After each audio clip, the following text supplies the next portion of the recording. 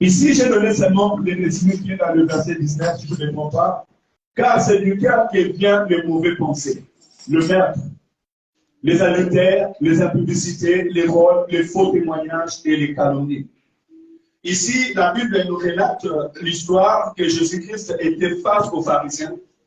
Et ces hommes-là, lorsqu'ils sont venus, ils ont directement reproché aux disciples de ne pas se laver les mains. Alléluia. Et Jésus-Christ leur a dit, vous avez pris la parole de Dieu, vous avez mis à côté et vous avez mis vos lois par rapport à vos besoins. C'est ça aussi, moi, je mets l'église du Seigneur. C'est que nous devons savoir que dans l'église de Dieu, il n'y a pas de coutume. Amen. Dans l'église de Dieu, il n'y a pas de coutume. Ah, puis sur l'église, c'est ça, c'est la carte. Puis sur la carte, faites attention. Il y a beaucoup de choses même qui se passent aujourd'hui dans les églises qui ne sont même pas conformes à la parole de Dieu. Mais c'est pendant le temps, pendant les moments, les gens ont commencé à le vivre et à le faire. Nous sommes nés dans ça, nous avons vu ça, mais nous avons besoin que l'Esprit de l'Éternel nous ouvre les yeux afin que nous puissions comprendre ces choses. Amen, amen. Jésus-Christ va interpeller les pharisiens en disant, vous les attaquez parce qu'ils ne lavent pas leurs mains. Mais vous, Dieu a dit que l'enfant doit honorer son père et sa mère. Mais vous vous dites, si vous avez de l'argent et que vous donnez l'offrande à Dieu et que vous n'avez pas honoré ou aidé vos parents, vous avez bien fait. Jésus-Christ dit non, parce que vous venez casser la loi de Dieu pour faire votre volonté ou à votre avantage. Amen, amen. Et je voudrais dire encore à quelqu'un ce matin, enfant, honore ton père et ta mère. Si tu es là, l'église de ta maman n'a pas à manger, n'a pas à boire, et toi tu prends ton salaire, tu ne sais même pas ce que ta maman a mangé et a bu. Et tu amènes ton offrande, tu es en train de faire mal. Alléluia. Ils nous ont indiqué, ils nous ont enseigné, ils nous ont instruits. Maintenant que nous avons les moyens et la capacité, aidons nos parents. Amen, amen. Mais quelle est la moralité de ces choses? Jésus-Christ voulait tout simplement leur montrer que vous êtes dans l'apparence. Amen, amen.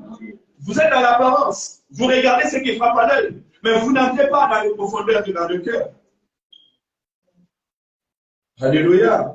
Laver les mains ne va pas me faire entrer au ciel.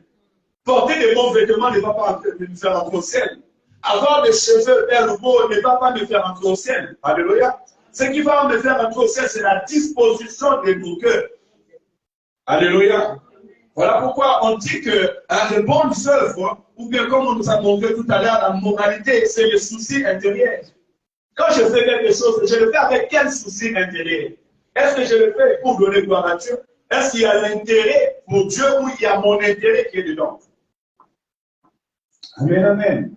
Voilà pourquoi Jésus-Christ va venir dire à ses disciples, pour venir les expliquer. Il dit, car ce n'est pas du cœur, car c'est du cœur que viennent les mauvaises pensées. Et nous, quand nous sommes attention à ma scénario. Un enfant de Dieu, tu dois premièrement faire attention à tes pensées. Alléluia. Parce que sortez dans l'église, restez entre vous, parlez, essayez un moment quand vous parlez avec des personnes, ça peut être ton ami, ça peut être ton mari, ça peut être ton frère, ça peut être ta soeur, essaie de parler avec eux. Tu connaîtras de la manière dont la personne pense. Amen, amen.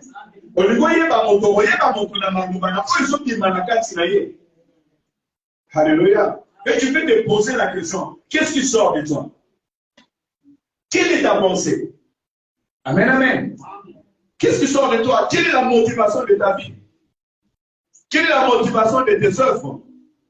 Jésus-Christ dit que c'est dans le cœur que viennent les mauvaises pensées. Donc laisse que le Seigneur t'aide aujourd'hui, que tu n'aies pas les mauvaises pensées. Il y a beaucoup de gens qui ont des pensées, comment je peux dire, le péché de penser. Donc, il ou elle a déjà jugé avant même que la chose arrive. Alléluia. Tu regardes ton frère, tu commences à dire, ah, elle m'a regardé de travers. Il écoute ma terre, mais tu n'as pas vu comment ils sont dit. Tu ne vois pas comment il fait. Tu n'as pas vu ta réaction. Non, non. Ça, ce sont tes pensées. Alléluia. Le péché des pensées est trop dangereux parce que le péché des pensées peut détruire l'homme. Et Jésus-Christ dit, c'est dans nos cœurs que vient le meurtre. Voilà pourquoi vous verrez Abel. Ou bien Abel fut tué par Caïn, premièrement parce que Caïn avait déjà le mauvais cœur, il était jaloux de son frère et ça lui a poussé à tuer son frère. Amen. C'est dans le cœur que vient l'adultère. C'est très important. Et dans cette parole, même Jésus-Christ te dira, vous dites que quelqu'un a fait l'adultère, mais si seulement tu regardes et tu convoites un homme ou une femme, tu as déjà péché dans ton cœur. Alléluia. Voyez-vous, même dans ce monde aujourd'hui, le monde amène les gens dans le péché. Aujourd'hui, celui qui sort, lorsqu'il entre, même en regardant, il a déjà péché. La publicité, l'immoralité est devenue tellement si basique que le monde nous environne de tout mal. Mais nous devons faire attention dans nos cœurs. Parce qu'avant que l'homme aille jusqu'à l'acte, il a déjà eu des désirs dans son cœur. Alléluia. C'est en train de voir David au-dessus de son palais. Et David, les gens sont partis à la prière, David, les gens sont partis à la guerre, mais David est resté chez lui. Et en restant chez lui, qu'est-ce qu'il va voir? Il va voir Beersheba. Quand il va voir Beersheba, il sera attiré. Il a demandé qui est, on lui a dit que Beersheba, c'est la femme du roi. Il est parti quand même. Alléluia. Ça veut dire que ce sont des choses qui sont montées déjà du fond de son cœur. La publicité, les vols, les faux témoignages. Qu'est-ce qui va te pousser à dire un faux témoignage? Alléluia. Qu'est-ce qui peut te pousser à dire un faux témoignage pour t'en faire réputation? Et non, il faut que tu n'ailles pas le vanter pour la découvrir. Puis beaucoup se laissent ce matin. C'est ton cœur. C'est la manière dont tu penses. C'est ce qui va te pousser à dire des faux témoignages pour t'en faire réputation. Et c'est ça qui tue l'homme. Alléluia. C'est ça qui nous empêche de vivre dans la paix. C'est ça qui nous empêche de vivre la bénédiction de Dieu. Alléluia. Voilà pourquoi le Seigneur nous encourage ce matin à garder nos cœurs.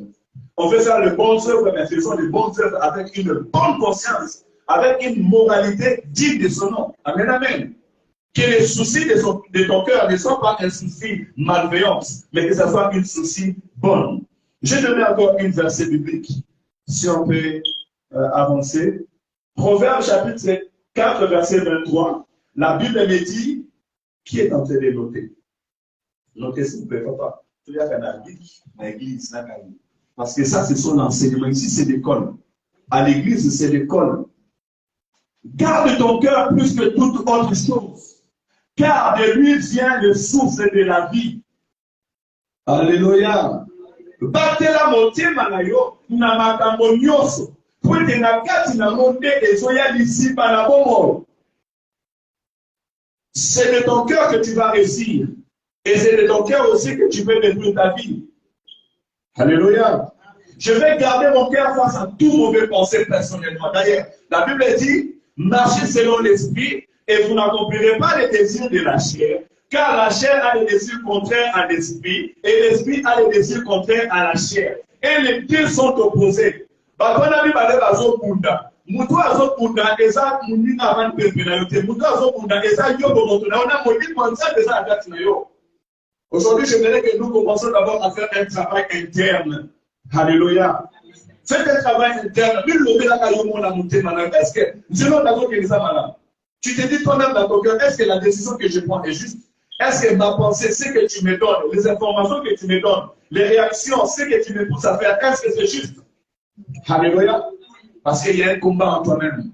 Voilà pourquoi souvent on dit que l'ennemi de l'homme, c'est l'homme. Et la Bible dit, tu perdras ton héritage par ta propre faute. Parce que Dieu n'a jamais de faute.